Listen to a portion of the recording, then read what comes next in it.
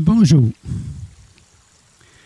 Aujourd'hui, je vais parler du port du masque au niveau du mental inférieur, supérieur, supramental et suprême.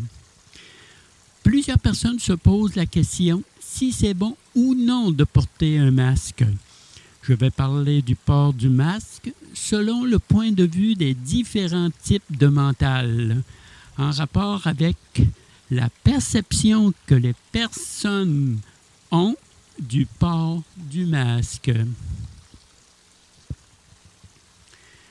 Pour les personnes qui ont une perception avec le mental inférieur, donc avec le je, ces personnes voient le masque comme une nécessité pour se protéger et pour protéger les autres. Elles ne se rendent pas compte du danger pour sa propre santé que peut occasionner le port du masque. Il est nécessaire, voire même obligatoire. Un point, c'est tout.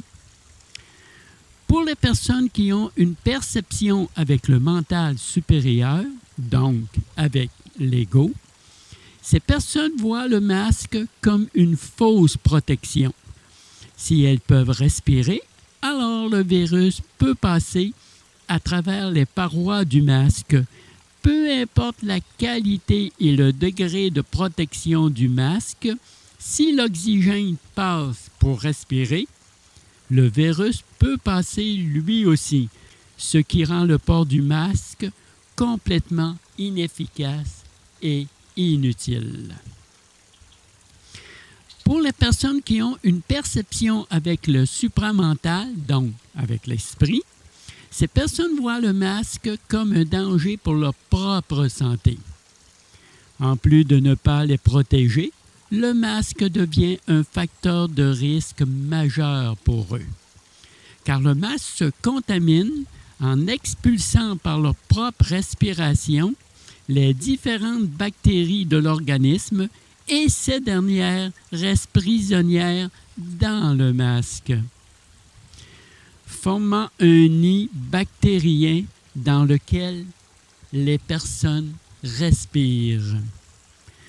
De surcroît, il contribue à propager la peur dans la population et devient également le symbole de soumission.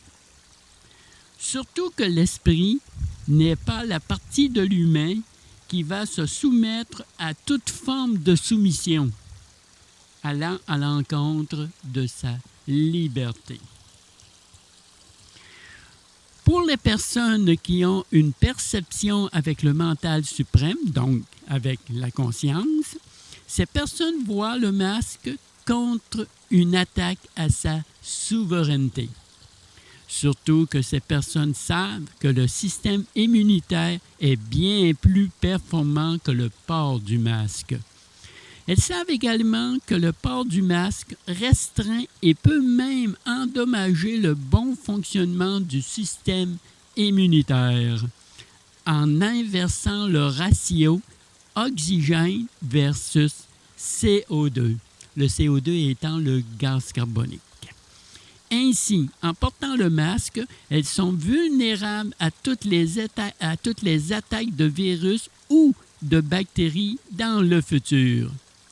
Une atteinte aussi au système immunitaire est la distanciation, car le contact rapproché entre les individus contribue à préparer le système immunitaire pour protéger l'être humain des virus ou bactéries qui seraient peut-être en circulation à ce moment-là, alors qu'ils sont très peu virulents à cette étape, car étant au tout début de leur formation. La distanciation au niveau occulte va même plus loin. Elle empêche les auras de se connecter pour un transfert d'énergie et psychiquement, la distanciation produit une séparation entre les deux hémisphères du cerveau. Parce que le cerveau est le décodeur. Mais ça, c'est un autre sujet. Comme vous pouvez voir, ce n'est pas facile de discuter avec des personnes qui sont persuadées que leur perception est la bonne et de surcroît étant la seule perception à être valable. Pour pousser un agenda, les médias conventionnels entretiennent la peur du virus et par la même occasion préconisent le port du masque sans vous le dire directement, comme soumission du peuple envers leurs dirigeants. Le masque est le symbole. Fais ce qu'on te dit et ne proteste pas. J'espère que vous avez apprécié ces différentes perceptions en fonction du type de mental que les personnes ont au sujet du port du masque. Et rappelez-vous, vous n'êtes pas né avec un masque dans la figure, mais avec un système immunitaire pour vous protéger de toute attaque de virus ou de bactéries que vous pourriez être victime. Bon déconfinement. Ou pas.